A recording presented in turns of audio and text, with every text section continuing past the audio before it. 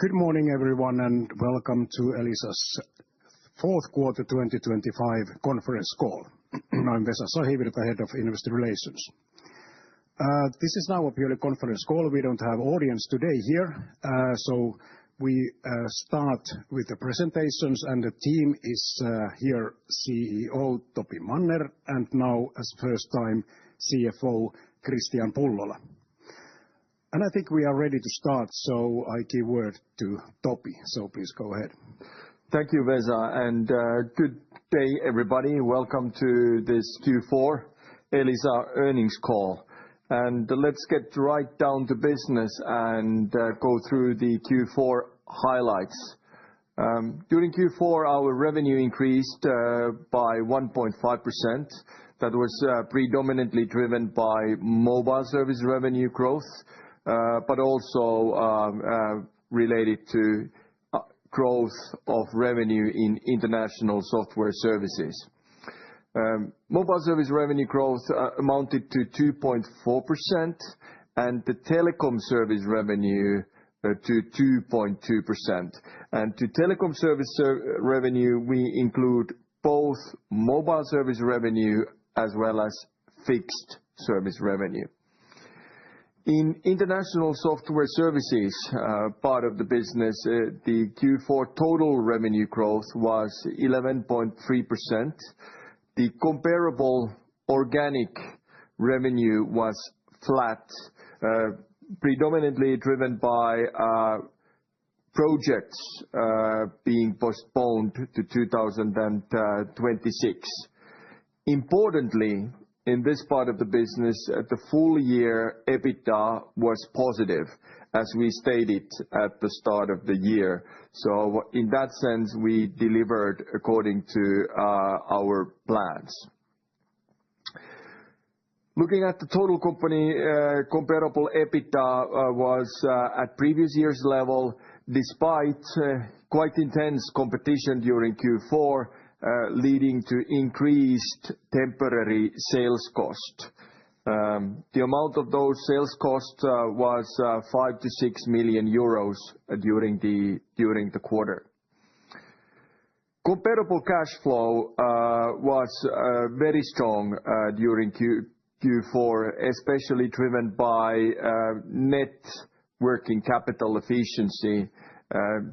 Comparable cash flow grew by 37.6%. In Finland, postpaid churn was 23%, reflecting also Q4 being seasonally typically the highest in terms of churn.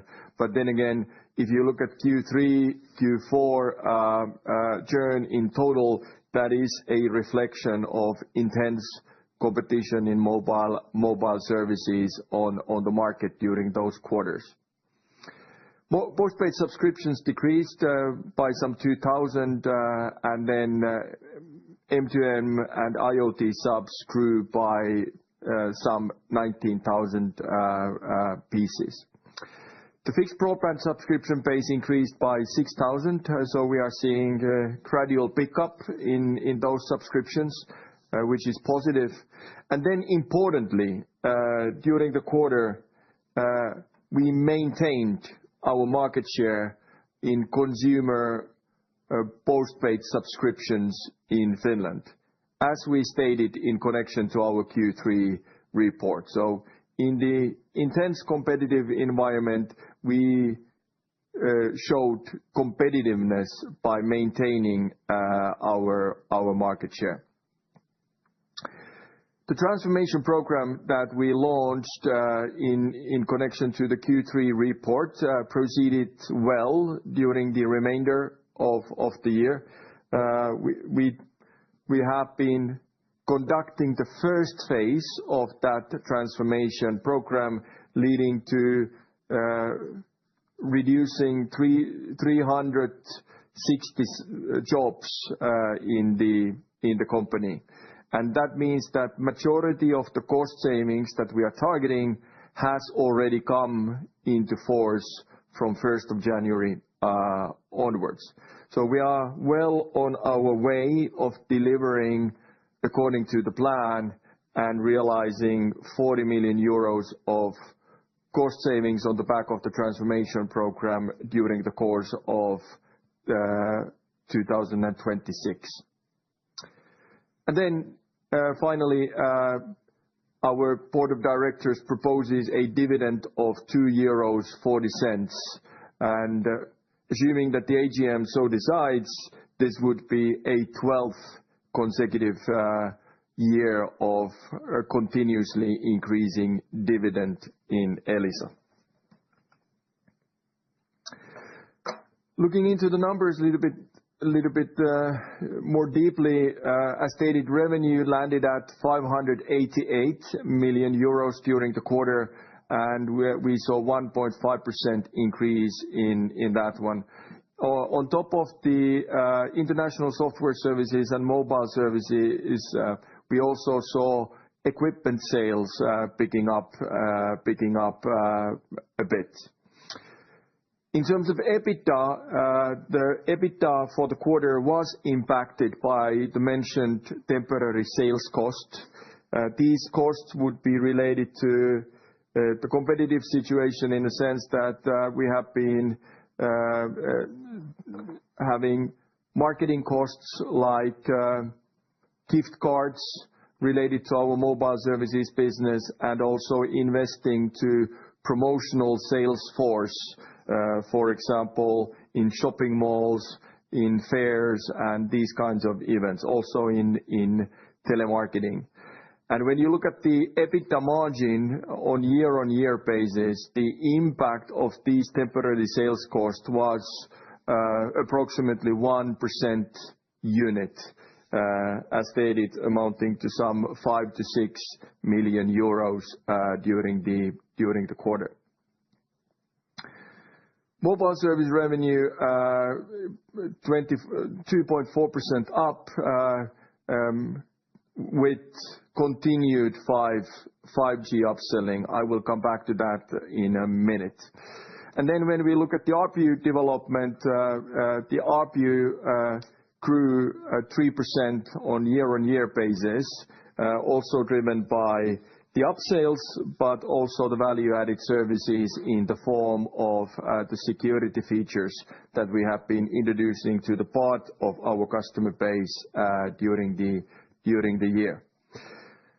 Now, when we look at what has happened on the market after Q4, we have seen in January some front book price increases taking place on the market. We were the first mover on that as a market leader, and this leads us to think that our operating environment will gradually improve during the first half of 2026.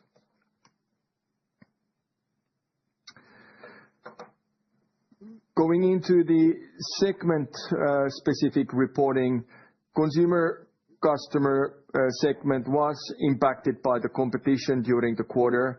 The temporary sales costs that I mentioned were impacting in full the consumer segment, and that is visible in the comparable EBITDA development for the segment, as well as the EBITDA margin for the segment.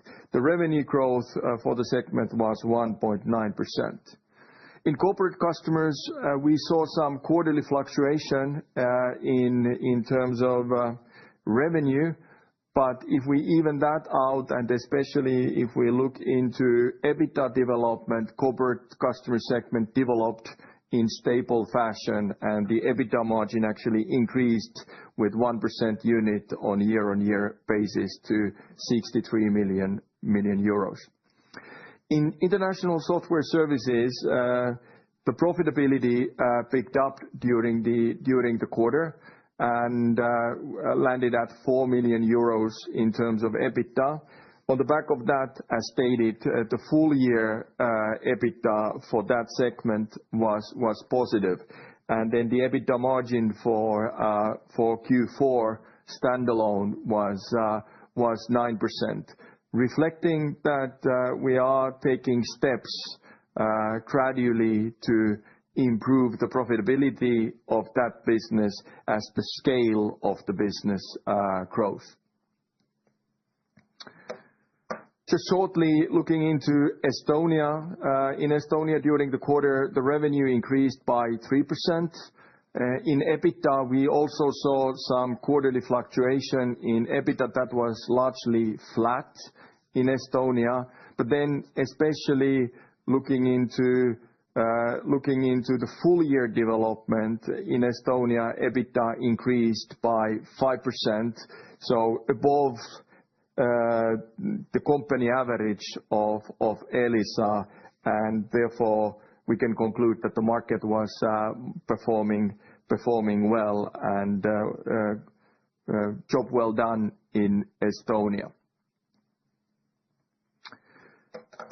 And at the same time, in connection to the Q4 results, we are wrapping up the full year of 2025, and it was a record year in terms of comparable EBITDA development and in terms of revenue as well as cash flow. I think that the high point was that we increased our cash flow during the year with 15%.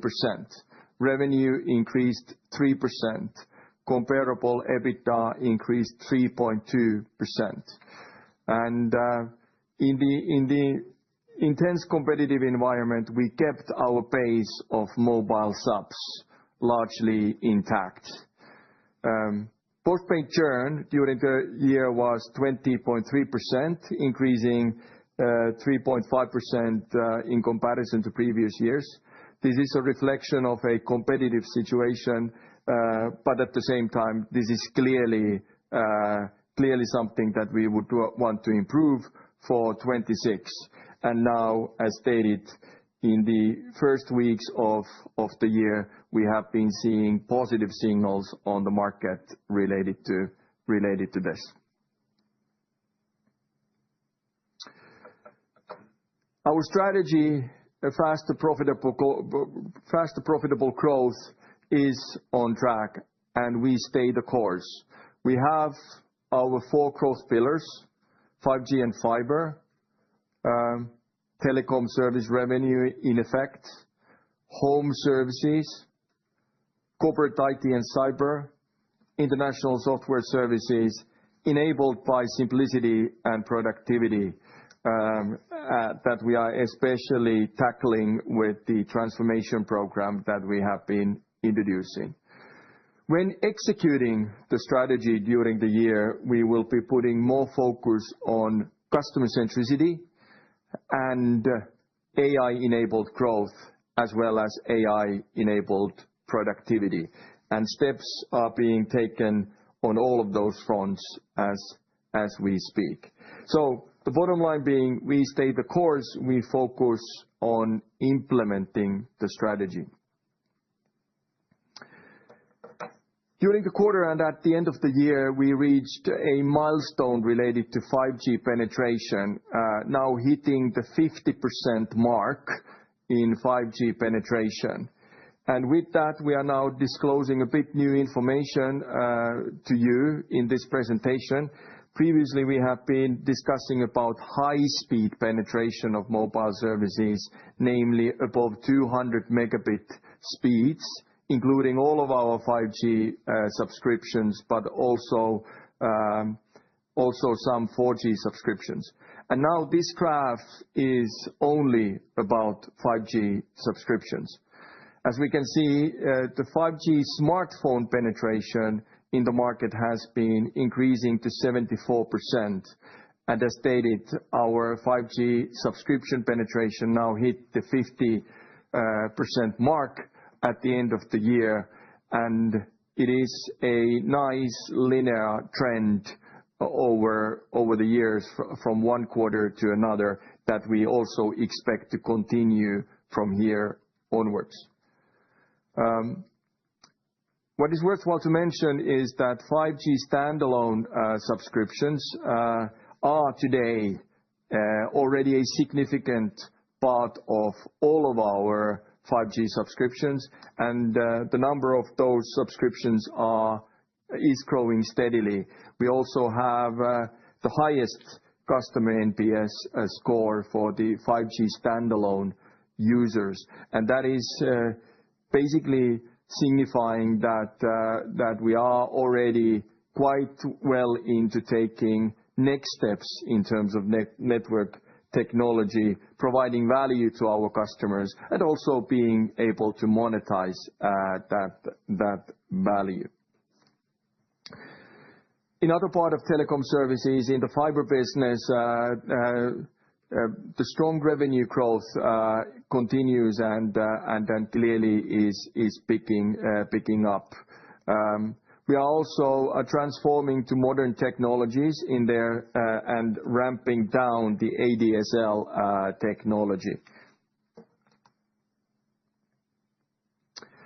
Then just quickly taking a look at the domestic services a little bit from customer and product perspective. In terms of home services, during the quarter, we launched Elisa Entertainment Sound, bringing home theater quality to our entertainment services. This has been well received by customers, and it is clearly boosting the sales of entertainment services.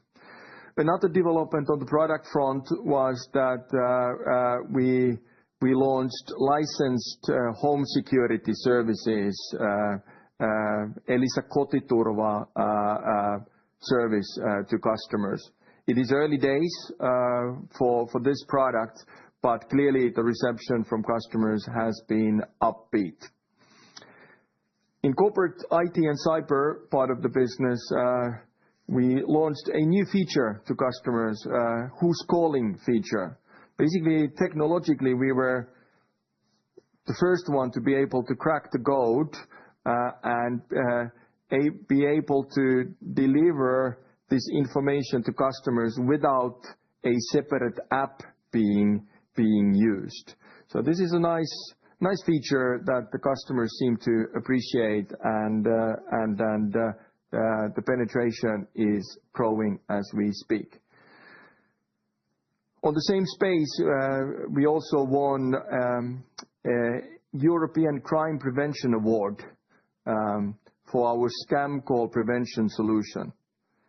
In Finland, this has effectively meant that on a yearly basis, we are preventing 3 million scam calls on the market, effectively erasing this category of fraud altogether in the market and protecting vulnerable groups like elderly people.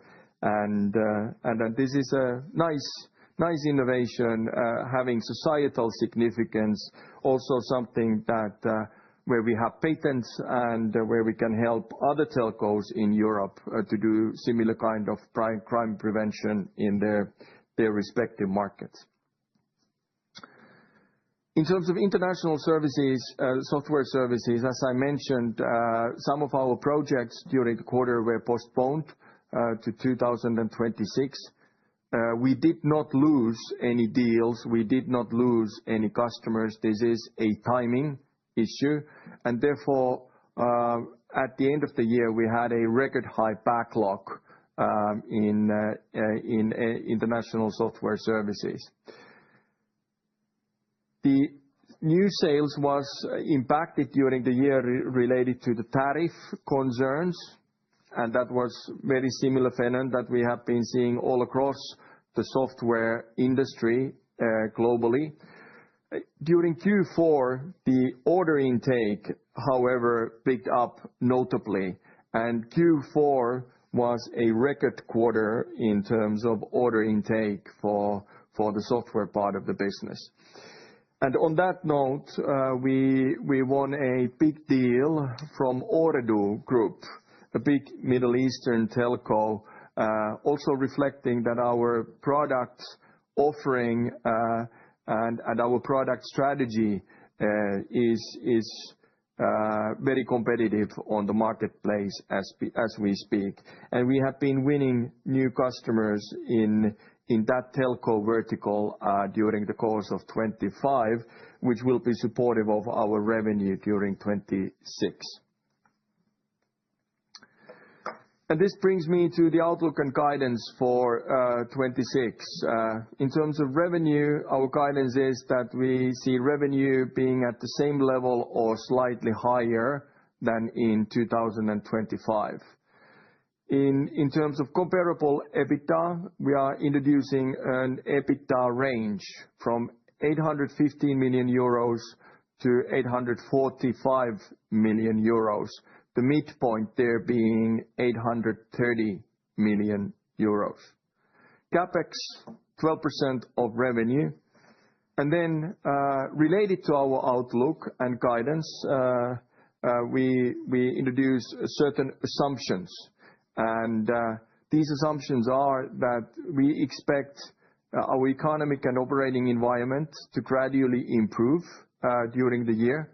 And then secondly, we expect telecom service revenue growth being in the bracket from 1% to 3%, where mobile service revenue growth is the main part and main driver of telecom service revenue growth.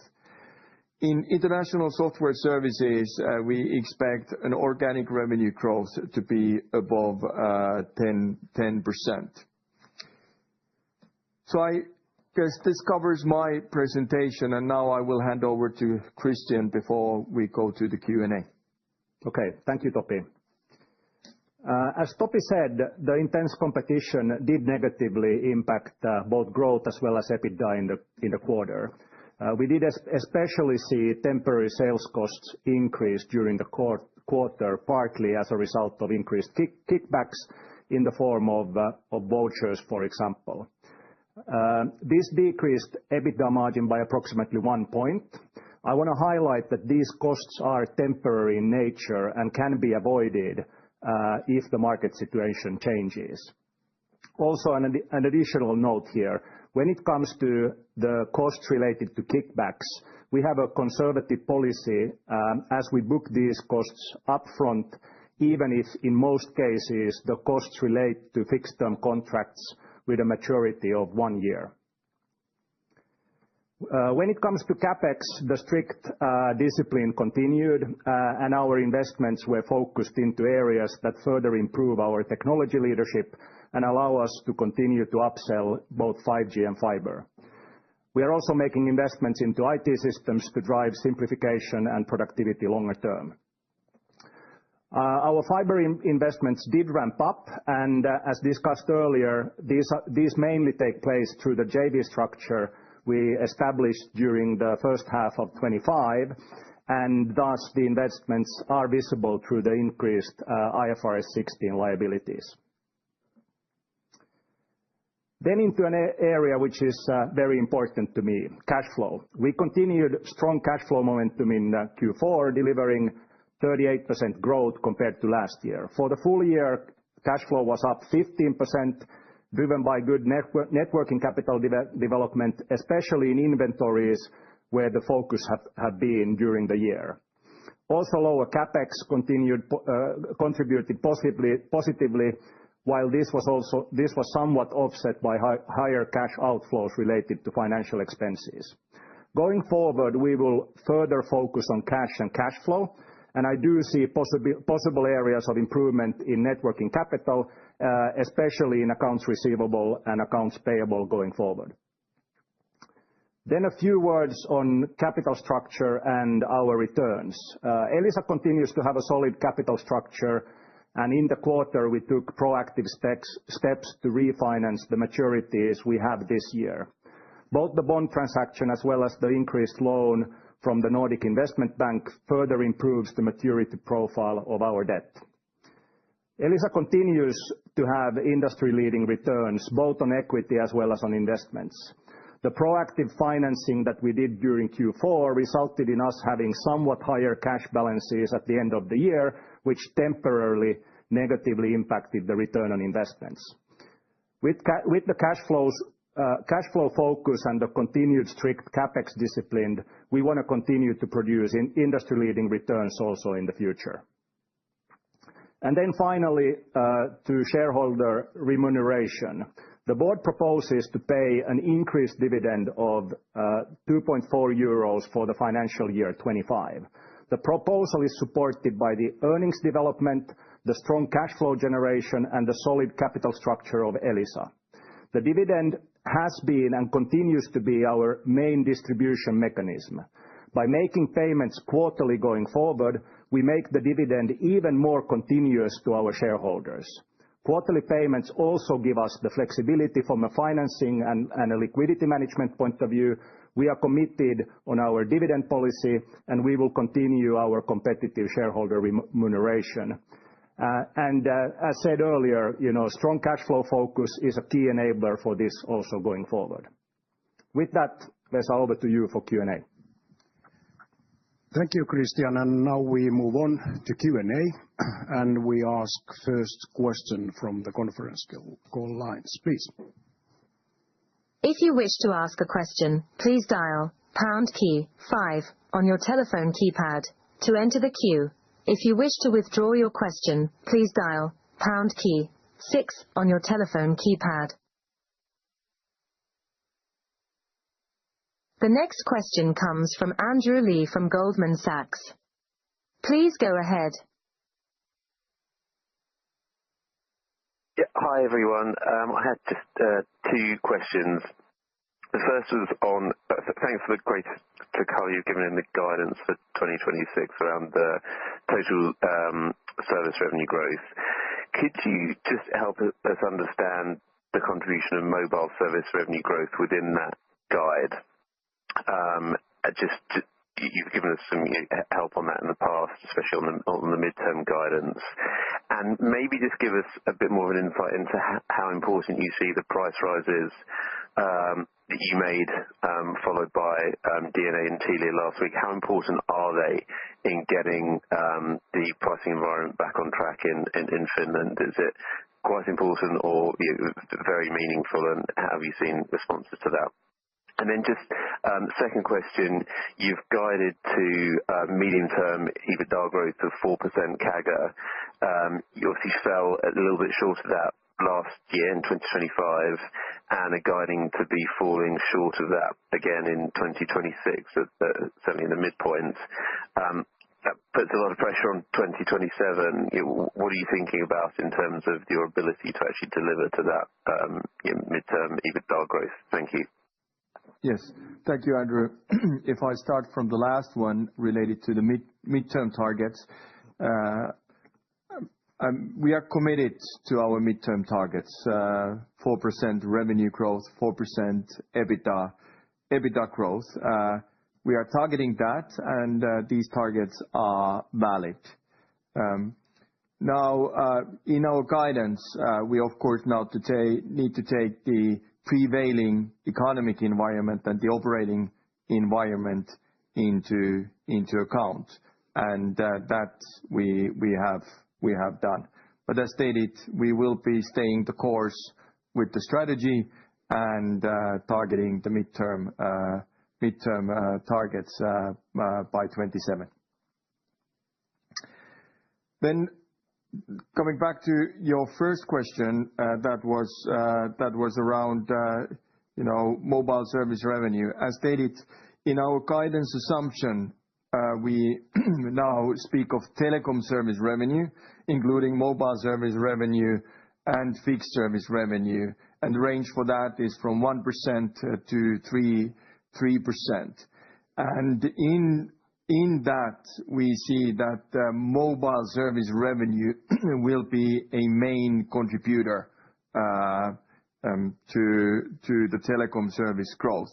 And if you look at the development in Q4, the mobile service revenue development was 2.4%, and telecom service revenue development 2.2%. So they were basically going forward, hand by hand.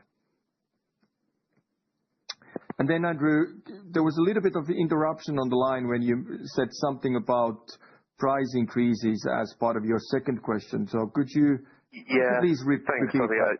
Yeah. What I was trying to understand was just there's some price rises last week, and it's difficult for us to get a sense of scale always in the Finnish market given promotions and below-the-counter pricing, etc., etc. So I just wondered your sense of how meaningful the price rises and DNA and Teelia's response was last week in terms of the progress of the Finnish market to trying to get back to some sort of rationality given the irrationality of Teelia's pricing strategy over the last year or so. Yes, thank you. Thank you for that. As stated, we have seen during the weeks of January positive signals on the market. And as the market leader, we increased some of our front book prices a couple of 2 weeks back. And we have been seeing competitors following those moves. It's early days at this point of time, but when we look at the step-ups in 5G and 4G from the levels of experienced in Q4, those increases so far are noteworthy. Thank you. Thank you, Andrew. The next question comes from Max Findlay from Rothschild.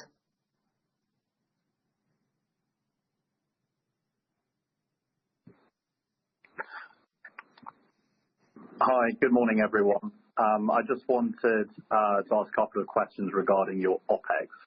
So at Q3, you guided to 20 million of restructuring costs to deliver 450 personnel reductions, but actually delivered 26 million restructuring costs for only 360 personnel reductions. Can you help us understand why restructuring costs were higher than expected and positions reduced lower than expected? And on that note, you suggest that savings not made up by headcount reductions would include cost savings initiatives like reduced use of outsourced services and procurement efficiencies. Presumably, you need more savings from these reductions than initially expected, given fewer headcount reductions. And I just wondered how you think about the net savings from such measures, given you presumably will incur some costs by in-housing these services. And then finally, can we just get some color on the 12 million in network dismantling and repair costs, which were also excluded from adjusted EBITDA? Are these costs that you've not incurred before? Thank you. Yes, thanks for the question. So first of all, I think when we set out to simplify and rationalize our organization, we had some estimates in mind, both in terms of what could be the potential headcount and the related costs. In the end, after also a thorough kind of negotiation with the personnel, we ended up with somewhat different numbers, and it is a somewhat different mix than what we set out. Of course, you always have buffers in also the numbers, particularly on the headcount side, and then on the cost side, yes, they were a bit higher, but still in the same ballpark. So no drama there.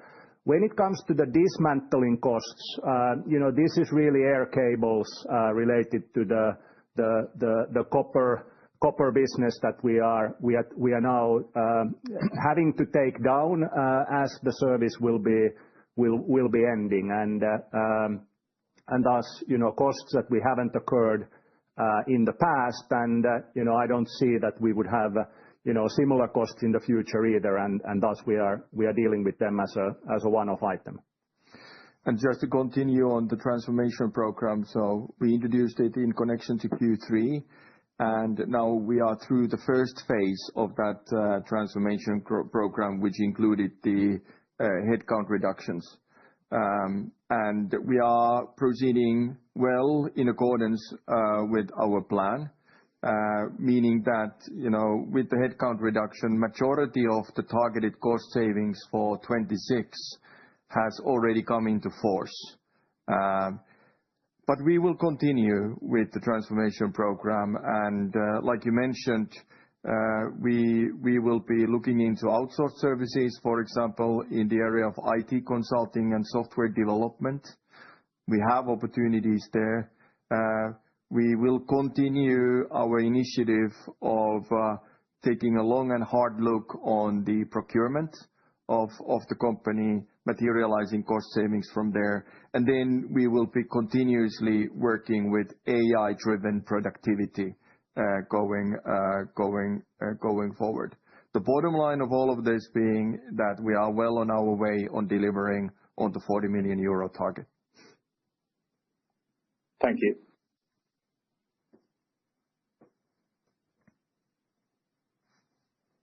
The next question comes from Paul Sidney from Berenberg. Please go ahead.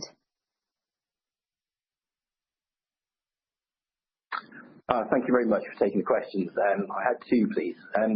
Firstly, you've stated that Elisa wants to maintain your number one position in Finnish mobile, maintain your postpaid market share. I was just wondering, is this still the plan over 2026 and beyond? And just wondering how you sort of balance that with protecting your backbook ARPUs.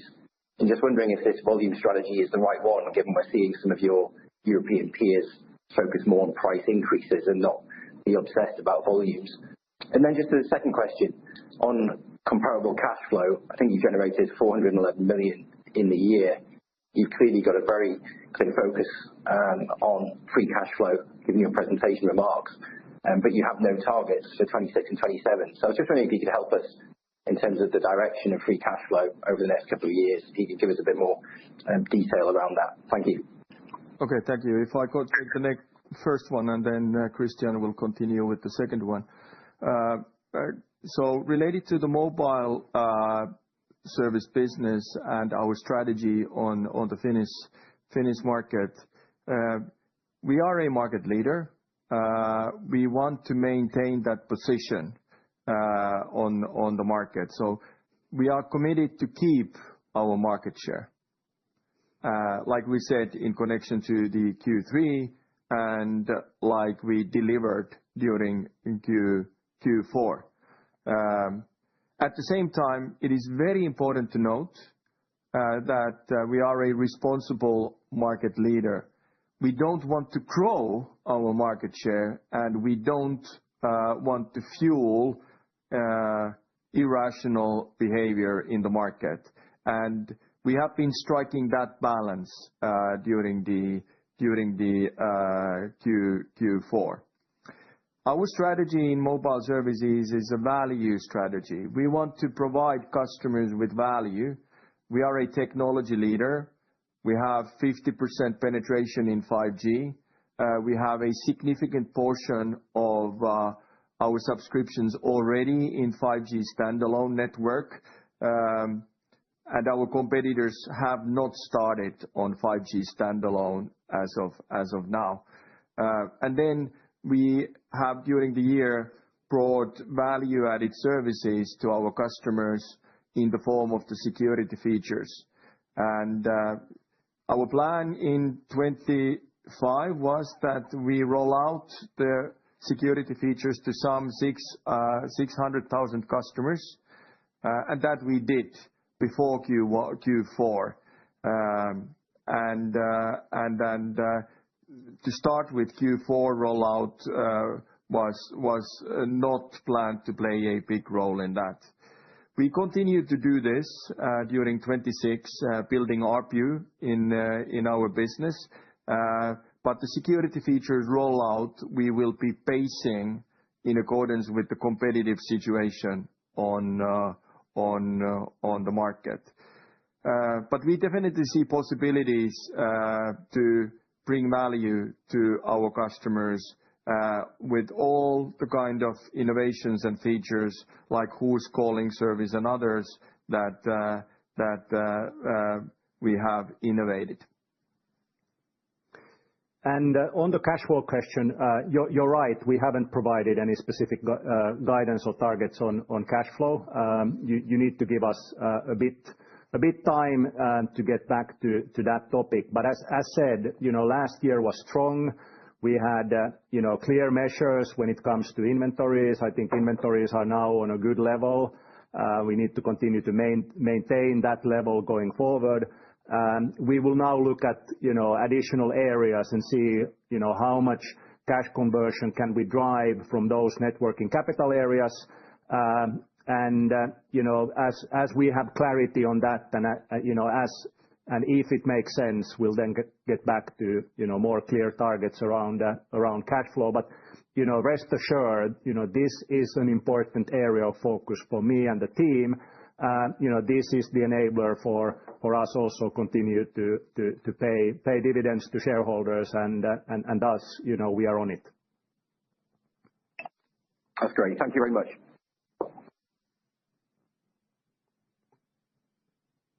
The next question comes from Ulrich Rathe from Bernstein.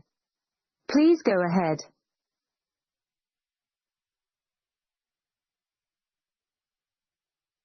Thank you very much. I have 3 questions, please. The first one is, the guidance is framed around the expectations of an improving trading environment, and you highlighted the ability to raise prices despite intense competition at the beginning of the year. What other reasons do you have to expect an improving trading environment, in particular vis-à-vis the behavior of the MVNOs, which I understand are a big part of this intense competitive environment that you're currently experiencing? My second question is, you highlighted postpaid subscriber momentum and also the business situation in postpaid with 5G. Now, in your reporting, you always include M2M, machine-to-machine, as postpaid. Are the comments that you're making about the postpaid situation including M2M as well, like in the reporting, or are you looking at the sort of human subscriptions there? The reason I'm asking is that the subscriber base is actually shrinking, excluding M2M, and you're sort of pointing out KPIs there in the commentary that suggest the subscriber base is doing a lot better than that. Also on slide 8, when you're talking about 5G penetration. And my last question is, the ISS organic growth is guided at 10% versus flat last year. You mentioned deferred projects, which probably give you some visibility into the growth, into re-accelerating quite materially. But what was the visibility overall to go from flat to 10% for the year? Thank you. If I start from the first one and related to the mobile competition and MVNOs and the operating environment at large, I think that what we need to acknowledge is that MVNOs, of course, have entered the market. There has been 2, Gigamobile and Omi. But the impact of MVNOs on the market has been marginal. They have not introduced that disruptive price points. So the competition that has been experienced in the market during Q3 and Q4 has been driven by competition between the established players on the market, first and foremost, and some of the competitors changing their strategy in that respect. So I think that is important to note in terms of the market dynamics. And as a small nugget of information, what we have sort of observed on the market right now during the weeks of January is that Gigamobile, an MVNO that is a subsidiary of Gigantti Electric Stores, has actually clearly become more passive on the market. And Gigantti stores are sort of reinitiating their collaboration with other players, established players on the market.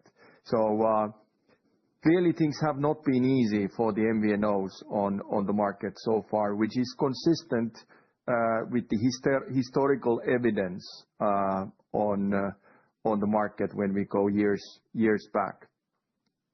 So I think that is useful to say. And then related to the economic environment and the operating environment on the overall, I mean, if we look at our home market economies, the GDP and consumer confidence in particular has been sluggish during 25 in Finland and Estonia, driven by many factors, one of them being the geopolitical situation.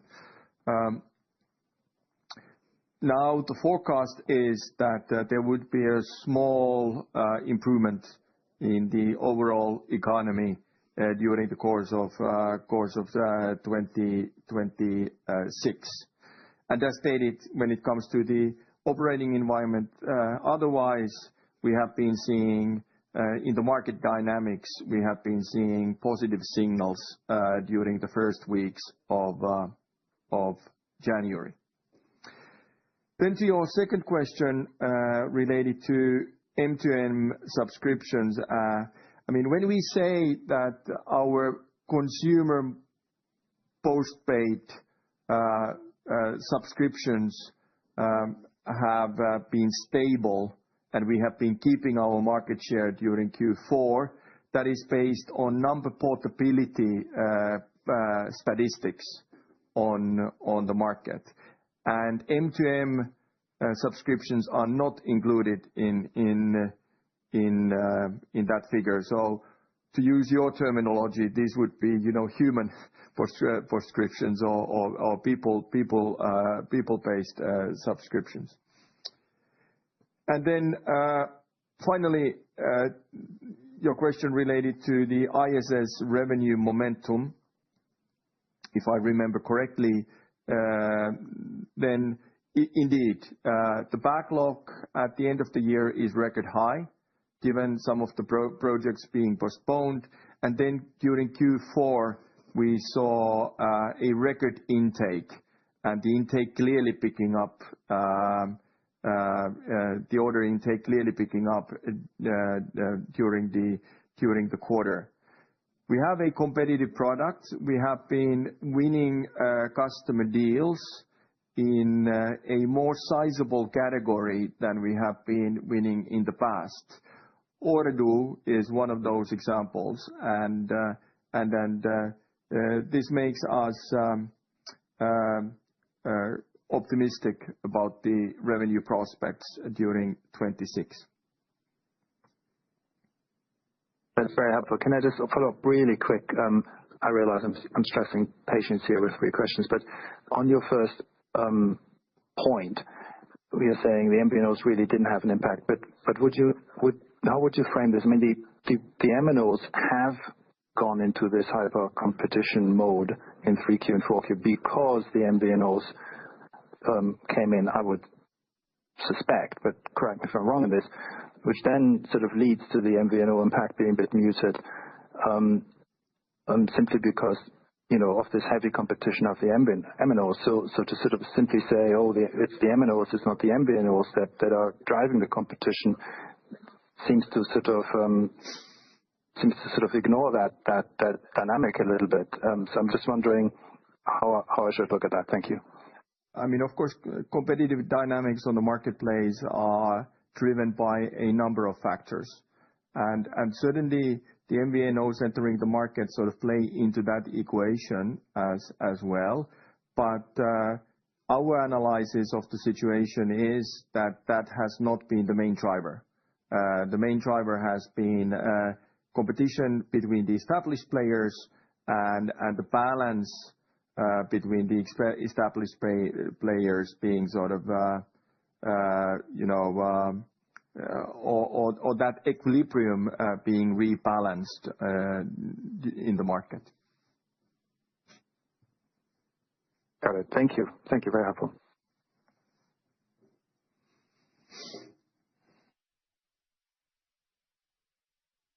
The next question comes from Ajay Soni from JP Morgan. Please go ahead.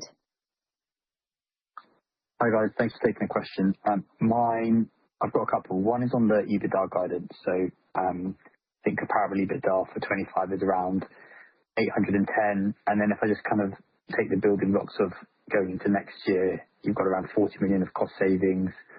I think telecom revenue growth adds another 10 million on EBITDA. You probably have some benefit from ISS as well. So, that gets us to 50 to 60 million higher, which is well above your guidance range. So maybe a nice start it would be what would need to happen within the market for you to deliver at the low end of your guidance of 815 million for 2026, because it feels like there's quite a few tailwinds which push you, above your current guidance range for EBITDA. And then the second one was just around, you mentioned accelerating fiber network construction. So do you still see this being within your current CapEx guidance of around 12%, or do you see a need to maybe increase that in the short or medium term? Thank you. We start from the first one. The question about the lower end, what would need to happen? I think that we would need to see the kind of competition levels that were experienced during Q3 and Q4 to prevail during the course of 26 and even intensify. And then we would need to see in the B2B part of the business, both on the home market as well as in industry, the economic situation not picking up and new kinds of geopolitical uncertainties materializing in the market, for example, impacting the software business. And then on top of that, us not being able to move forward in cost efficiency related measures in the planned way. Maybe just an additional note there. So as we said after Q3, the 40 million OpEx savings that we get from the restructuring and the savings that we have executed on, some of that will be invested back to growing the business. So that will not all be kind of visible as a net reduction of OpEx going forward. Some of that will be kind of reallocated to drive, faster profitable growth going forward throughout the business. So that's also a good thing to keep in mind. Then on the fiber investment, so first of all, we are committed to the 12% CapEx target that I stated, and that is part of the guidance also. But then, as said, some of our fiber investment that was ramping up during last year is done through the JV structure that we have established, and in that sense is a more kind of capital efficient way to ramp up. That's part of the 200 million investment program that we have also talked about in the past. So we'll be dealing with parts of the fiber investment in that sense outside of the 12% target. Thank you.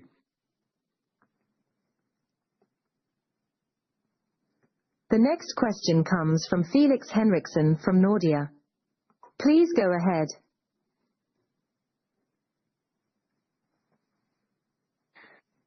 Hi, guys. Thanks for taking my questions. I have two. One is on the dividend. You're now paying out more than 100% of your comparable EPS as opposed to your target of 80 to 100. Is this something that you consider acceptable going forward? I know it's a board decision, but any commentary around that would be great. And secondly, can you open up the dynamics in your fixed business for 2026? I mean, in particular, when it comes to the ramp down of the ADSL business and at the same time growth in the fiber business. Overall, should we expect growth in fixed service revenues for 2026? Thank you.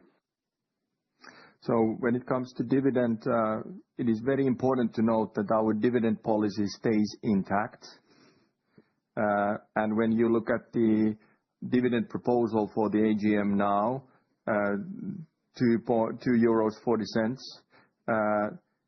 our cash flow covers the dividend in full and more than that.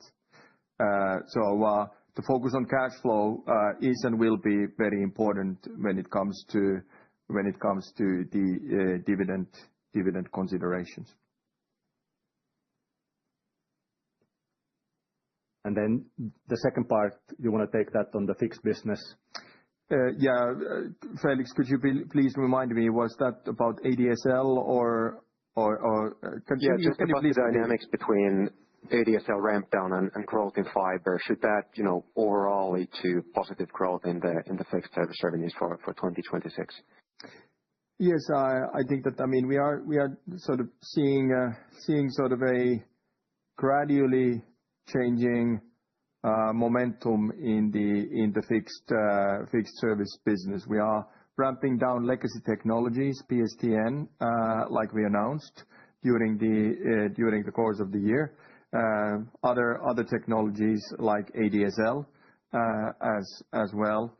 So and at the same time, we are seeing fiber take up, picking up in terms of FTTH, FTTB, and potentially going forward with new categories like data center connectivity.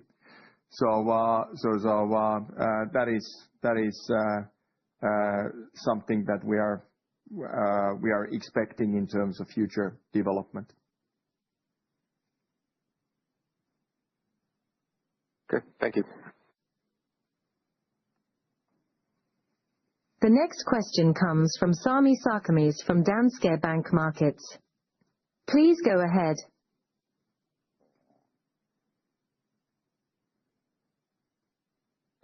Hi, I have three questions. We'll take this one by one. Firstly, coming back to dividend, you've been previously raising dividend by approximately 4% per annum. Now that's being cut to half.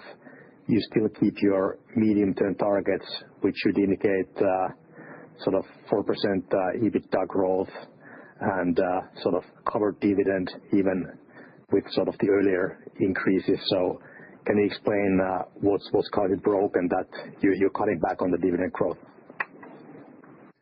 I think so. First of all, I think it's fair to say, as Topi said, we are sticking to our targets of 4 + 4.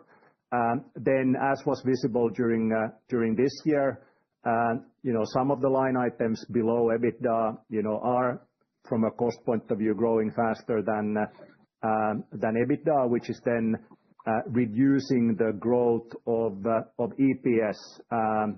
And that is a dynamic that we need to take into account. Having said that, growing dividend by 0.05 on the back of strong cash flow is a good performance. Okay, thanks. And then next question on campaigning. I think you said that the additional marketing and campaigning costs can be avoided in the future.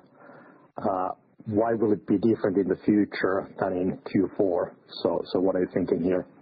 So it is very much driven by the competitive situation, of course. So the temporary sales costs that were amounting to 5 to 6 million euros during Q4 are related to, for example, gift cards that were used as kickbacks for fixed-term contracts. This is a market phenomenon. So again, we did not fuel that kind of competition on the market. We responded to competition to keep our market share. This is a variable cost that will. It's basically a derivative of a competitive situation on the market. And the same goes to additional promotional sales force. During the Q4, we spent money to promotional sales force in shopping malls, in fairs, in telemarketing, and so forth. These are typically part-time employees, variable cost, and therefore easily adjustable, and yet again, a derivative of a competitive situation. Okay, thanks. And then lastly, I wanted to check what's been happening in January on the pricing front. So was it so that you did raise prices in January, and then both competitors have been following these price increases? By and large, so in big picture, and as stated, as a market leader, we were the first mover in that one, and we have seen competitors following up. Different price points, in different channels, but generally positive signals on the market. Okay, thanks. I don't have any further questions.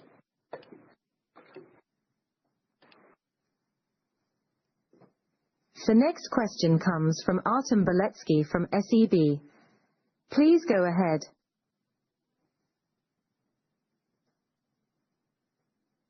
Hi, Topi and Christian, and thank you for taking my questions. So I still have 3 to be asked, and the first one is relating to ISS outlook for 26. So you do comment what comes to revenue development and double-digit growth, what you anticipate in. Is it fair to assume that we should see also some further improvement in terms of profitability? Could you provide some color on that front? Then the second question is relating to PSTN network shutdown during this year. Could you maybe talk about net impacts in terms of earnings? So you will be losing some customers, but of course there should be some savings associated to it. And the last one is maybe a bit more longer-term question. So how do you see business opportunities relating to data centers? So we have many projects being planned and ongoing in Finland. What is your business opportunity on that front? So those are my questions. Thank you, Artem. So starting on the first one, related to the ISS business and especially the profitability outlook on that one. I think that it's very important to note that during 25, amidst all kinds of tariff-related uncertainties that impacted our software customers' business, we grew inorganic and organic growth together. We grew with more than 20% in terms of revenue, and we delivered on our soft guidance on profitability, so reaching positive EBITDA for the full year of 25. Then, if you look at the Q4 ISS EBITDA margin, we reached 9% EBITDA margin. So we have been gradually improving the profitability as the scale of the business grows. There will be seasonality in ISS business also going forward. Q1 is typically relatively good. Q2 and Q3 are seasonally calmer, and then Q4 is typically the strongest in that business. Adjusting for the seasonality, we expect to see gradually improving profitability in that part of the business as the scale of the business grows, and as we get our sales machine, humming better and better all the time. I think on the PSTN, so yes, we still have some net sales headwind to work through, but as Topi said to the earlier question, we still see that that will be more than offset by the growth that we can achieve in fiber. And then you're right, there will be kind of improvements on the cost side that will then also be coming through. So I think during next year we'll start to move from a situation, or during this year we'll start to move from a situation where this is a headwind to one where we'll start to see benefits. And then to your question related to the data centers, I I think that now taking a longer term perspective on this one, this is a longer term business opportunity, 5 years onward, 10 years onward, and more than that. Finland is a very attractive place for data centers. The cost of electricity is low. The electricity grid is probably of best quality in Europe, at least. Climate is cool, stable earth, and high quality infrastructure in terms of telecommunications and other things. So it is clear that data centers, more and more data centers will be placed in this country. And therefore, we see a longer term opportunity in this one. We think that we are our business in data centers is related to the data center connectivity in particular, the fiber connectivity from data centers to the world. And we think that we are naturally advantaged in that business because we have the best backbone network in the country. Meaning that if you build a mammoth data center on a more rural part of the country, you simply need to build less fiber to connect it to our backbone. And this is certainly an opportunity that we are eyeing on over the long term.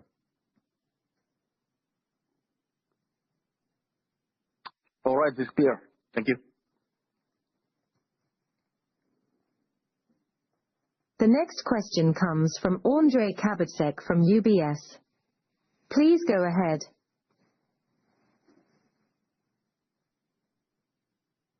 Hi, good morning, everyone.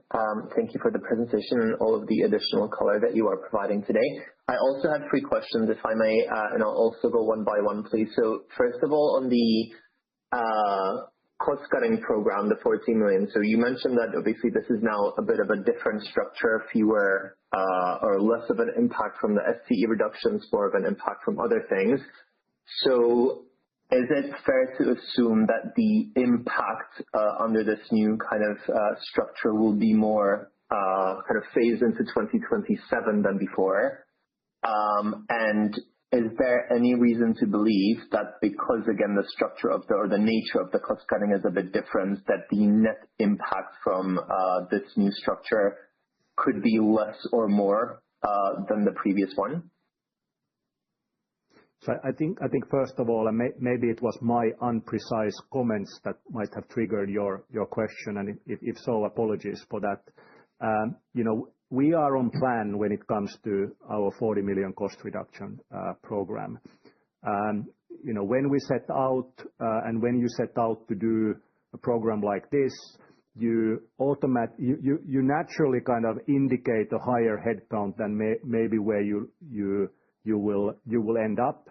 Our headcount related costs and the related reduction is on plan, and as a result of that, we are on plan both when it comes to where is it coming from and the pace at which it will come through our P&L. So in that sense, everything is in order there. We don't see that there are kind of mix shift here, and again, there will be no spillage into 27 or anything like that.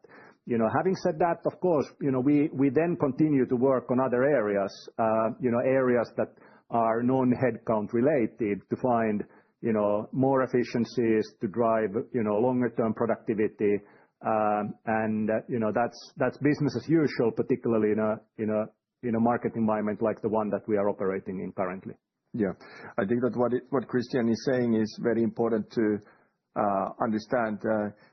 Majority of the headcount reductions were related to Finland, and in Finland there is a specific law that at the start of the so-called change negotiations, you need to announce the maximum amount of possible job reductions that then will be negotiated with the unions. And that means that you cannot, under any circumstance, exceed that number, leading to companies typically announcing a bit higher number than in real life is in their plans. And that is really the case in this situation as well. So the bottom line is that there's no deviation in terms of mix from our plan, and we are well on our way on delivering on the targets of the transformation program. That's clear. Thank you. Maybe a clarification. So you mentioned 14 million for this year, the calendar year 26, Claire, but surely the run rate of the impact would kind of, at least on the non-FTE costs, impact positively 2027, right? I think the impact and the run rate is relatively close to each other, so no need to worry there. Okay, cool. Thank you. On Estonia, and apologies if you addressed this before and I missed it, but can you explain why EBITDA suddenly from like a usual decent growth rate is suddenly negative? You mean on Q4? Yes, exactly. Yeah. Yeah. There's some quarterly fluctuation in that one. I mean, if you look at the full year EBITDA growth on the Estonian market, that was +5%. And then in Estonia, given the structure, especially of the mobile services and given the structure of the market, many players on the market have conducted inflationary price increases during the course of the year. And they were a little bit sort of more front-loaded during the year, conducted during the first part of the year. This dynamic most likely will play out in 26 as well, leading to some quarterly fluctuation in Estonia in terms of EBITDA. So I think that in the case of EBITDA, instead of looking into in the case of Estonia, instead of looking into EBITDA development in Q4, it is more relevant to look at the longer-term development during the full year. That is helpful, Claire. Thank you. And final question from me, if I may. You flagged the extra commercial costs in Finland this quarter to the tune of 5 to 6 million euros. I was just curious, number one, I believe this is the first time you're flagging these, or at least the severity of these. So I was wondering, is that really, like, did 4Q really get so bad that, the amount is, high enough for you to flag, or is it just a case of in the previous quarters there were other efficiencies that were maybe mitigating this, and there was no reason to flag, but these extra costs have been there all along, or was 4Q really that bad? Q4 was very competitive. I mean, Q4 is always seasonally the most active in the market with all kinds of Black Friday campaigning and Christmas campaigning. And Black Friday is not one day.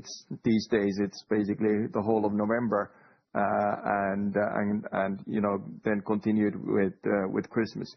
So there would be a bit of that sort of seasonal campaigning cost on every year, but what we did see is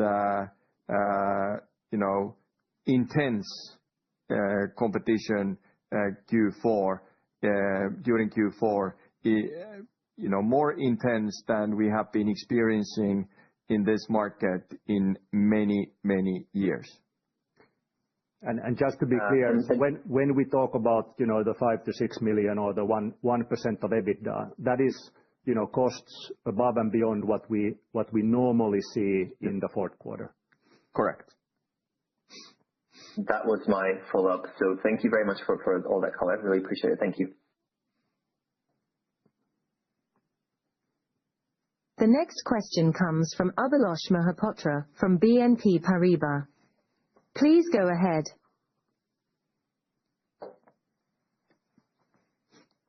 Yeah, good morning. Thanks for taking my questions. The first one was just around the dividends. If there's some language in the outlook around, sort of the use of the word maximum. So you say you'll pay 60 cents, and then the board could pay up to a maximum of euro 180. If you could just sort of clarify that, if there's anything there. And then related to the dividend, you mentioned sort of improving working capital as a focus. It's going to be a key driver for dividends and sort of covering divvies with cash flow. So when you say that, do you mean sort of covering dividends with cash flow, including net working capital contributions? Do you expect that to be a positive contribution going forward? And would you be able to cover dividends without working capital is my question. And then secondly, just around the sort of cybersecurity products bundling, which is presumably a big driver of the service revenue growth.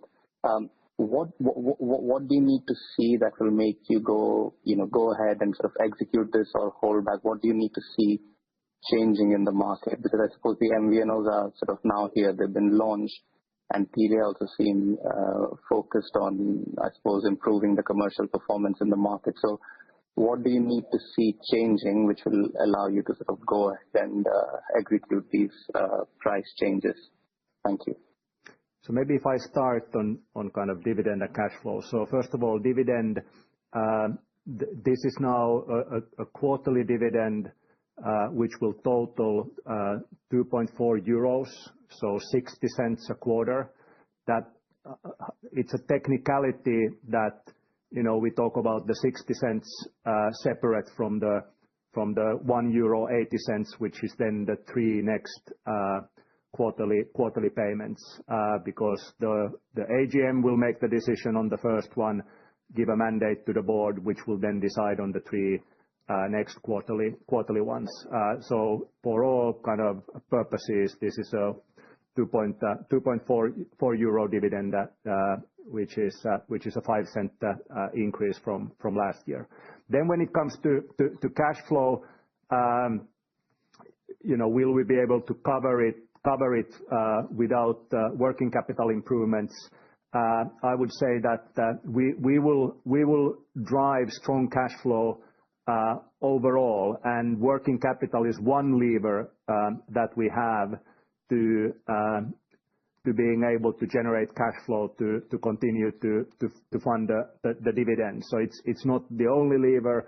I'm just highlighting it because we do see that there are based on the learnings from this year, there are more opportunities for us to go after in other areas of working capital, and we will do that to continue to deliver strong cash flow going forward.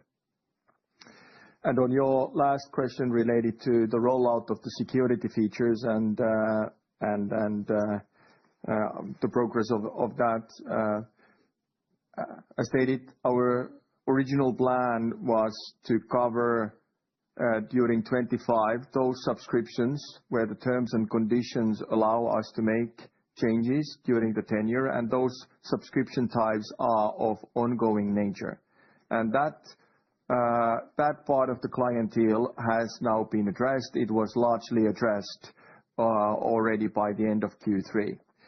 And now during the course of this year, we will be continuing, and especially we'll be continuing with the fixed term contract base of our customers.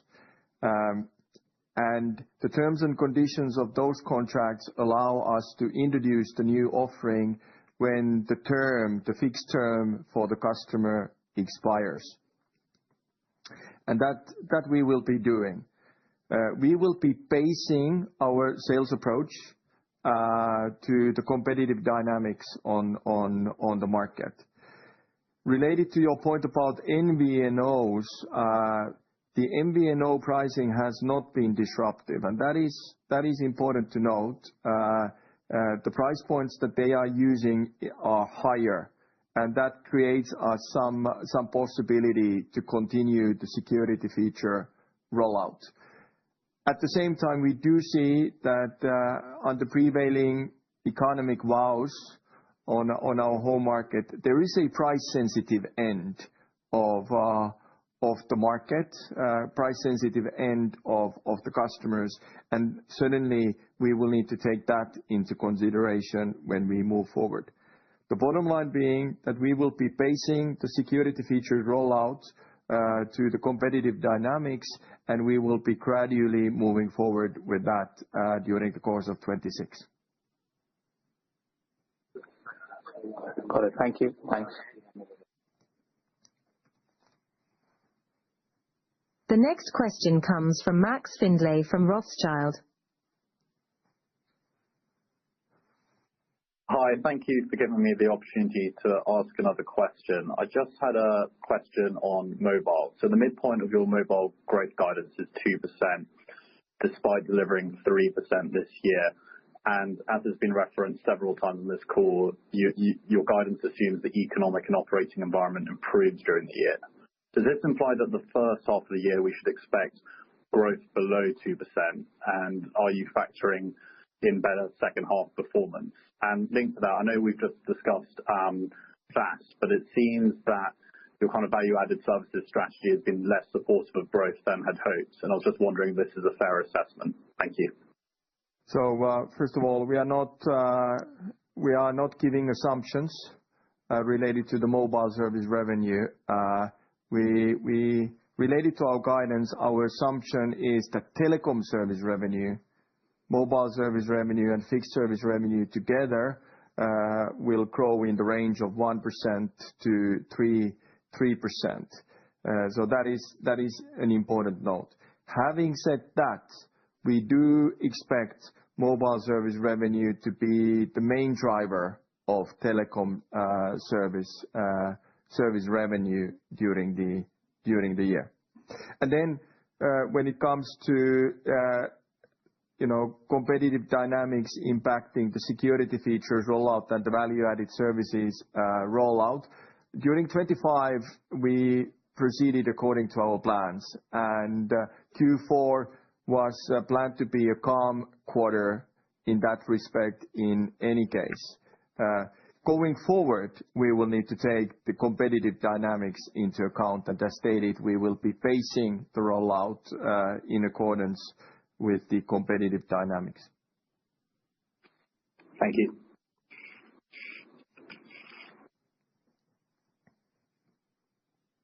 There are no more questions at this time, so I hand the conference back to the speakers. Thank you for participating in this conference call, and we wish you a nice weekend when it comes. Thank you now, and bye-bye. Thank you very much. Thank you. Bye-bye.